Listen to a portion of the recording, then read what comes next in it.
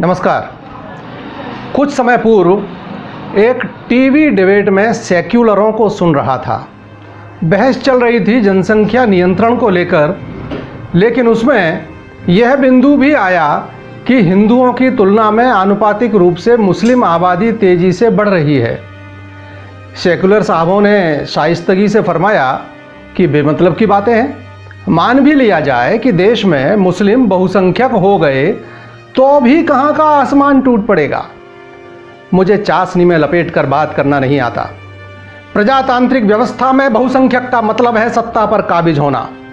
मेरा मानना है कि जब तक देश में हिंदू बहुसंख्यक है तभी तक सहिष्णुता और सेक्युलर जैसे शब्द प्रयोग चल रहे हैं।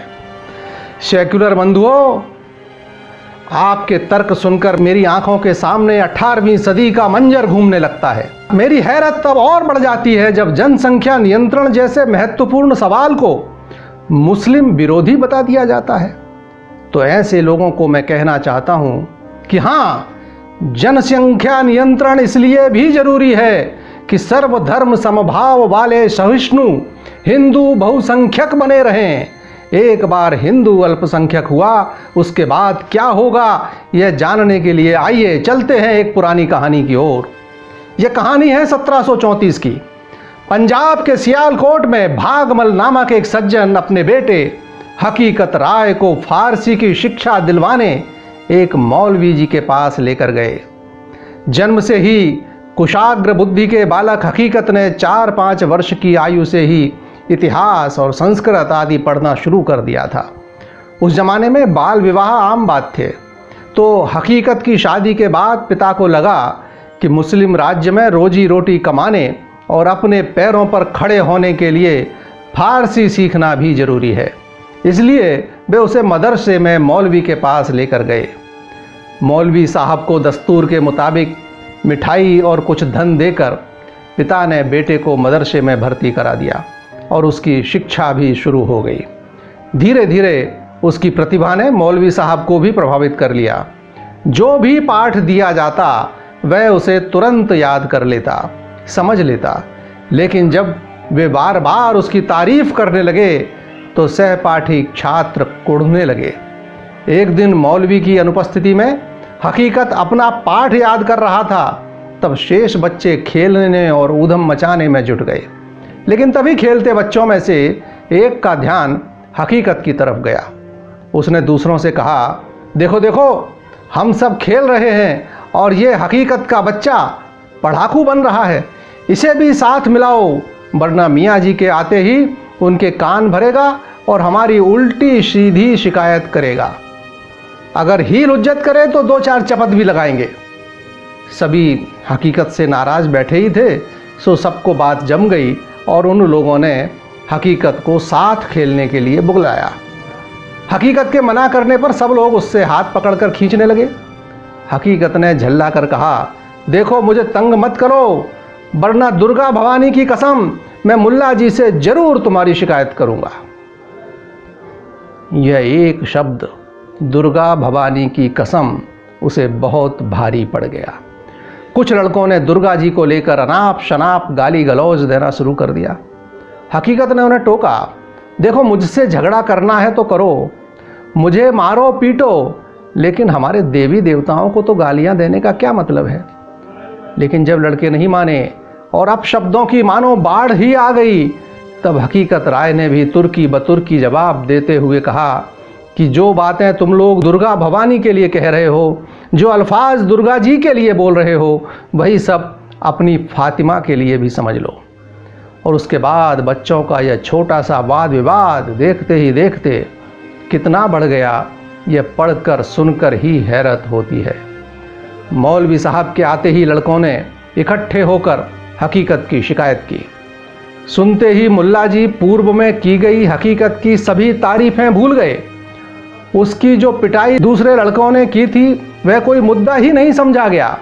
उन्हें याद रहा तो केवल यह कि एक काफिर लड़के ने रसूल जादी के खिलाफ अपशब्द निकाले हैं।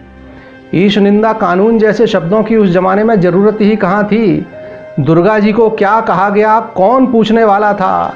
आनन फानन में मौलवी साहब ने हकीकत राय को शहर काजी के सामने पेश कर दिया। सारे झमेले की बात सुनकर हकीकत के परिजन भी वहां पहुंच गए। इन सब द्वारा लाख सही बात बताने के बाद भी काजी ने उनकी एक न सुनी और निर्णय सुनाया कि शरीयत के अनुसार इसके लिए मृत्युदंड है, या तो बालक मुसलमान बन जाए अन्यथा इसका सर कलम कर दिया जाए। काजी का गुस्सा इतने पर ही नहीं थमा, उसने माता पिता व सगे संबंधियों को भी इसके लिए कसूरवार मान लिया। एक गुस्ताख लड़के को जन्म देना क्या कम था। इन काफिरों की इतनी हिम्मत कि उसके बचाव में मेरे सामने आकर बहस की। डाल दो इन लोगों को भी जेल की काल कोठरी में। घर में हकीकत की मां कोरा का रो रो कर बुरा हाल था। समाज के लोगों को जानकारी मिली तो वे भी दौड़े आए, पर इतना भर हुआ कि काजी ने उनके कहने पर परिवार के लोगों को छोड़ दिया, वह भी इस शर्त पर कि वे हकीकत को इस्लाम कबूलने के लिए मनाएं। माता पिता ने समझाया भी कि मेरे लाल मुसलमान बन जा, तू हमारी आंखों के आगे कम से कम जिंदा तो रहेगा। किंतु हकीकत राय ने उन लोगों को लाजवाब कर दिया। उसने काजी से मुखातिब होकर पूछा, जनाब क्या इस्लाम कबूल करने के बाद मुझे मरना नहीं पड़ेगा? काजी ने कहा, बेशक। हकीकत ने अपनी बात और स्पष्ट की, क्या कभी नहीं मरूंगा? काजी की समझ में अब जाकर आया। उसने कहा, क्या मूर्खतापूर्ण बाहियात सवाल है? जो पैदा हुआ है एक ना एक दिन उसे मरना तो पड़ेगा ही। हकीकत हंस पड़ा। कोई परवाह नहीं जान रहे या न रहे, 4 दिन दुनिया में मेहमान रहे न रहे, मुसलमान हो भी गया मरना तो फिर भी होगा, काजी तू और तेरे बच्चे सदा धरती पे आबाद रहे। अपने निश्चय पर उसे अडिग देखकर काजी ने कहा कि ये सब बातें तू तभी तक कर रहा है जब तक तूने जल्लाद और उसके हाथ में पकड़ी तलवार नहीं देखी। सारी शेखी निकल जाएगी उसे देखते ही। डाल दो तब तक के लिए इस नाफरमान को हवालात में। स्वाभाविक ही बच्चों के साधारण झगड़े को दिया गया यह रूप तत्कालीन हिंदू समाज को झकझोर गया और इस असंतोष की गूंज सियालकोट के हाकिम अमीर बेग तक भी पहुंची और उसके मार्फत लाहौर के नाजिम तक। सारे हिंदू समाज की दरख्वास्त पर नाजिम ने हकीकत को नामचीन लोगों की जमानत पर जेल से रिहा कर दिया। फिर वही हुआ जिसे हम आज भी छोटे बड़े रूप में गाहे बगाहे देखते रहते हैं। शुक्रवार की नमाज के बाद तकरीरें हुई और लाहौर गरमा गया और नतीजा वही निकला, ढाक के 3 पात। या तो हकीकत इस्लाम कबूल करे या फिर मौत को गले लगाए। और फिर सन 1734 की वह बसंत पंचमी भी आई। वध स्थल पर इतनी कम उम्र के बच्चे पर तलवार उठाते एक बार की जल्लाद की आंखें भी डबडबा गईं।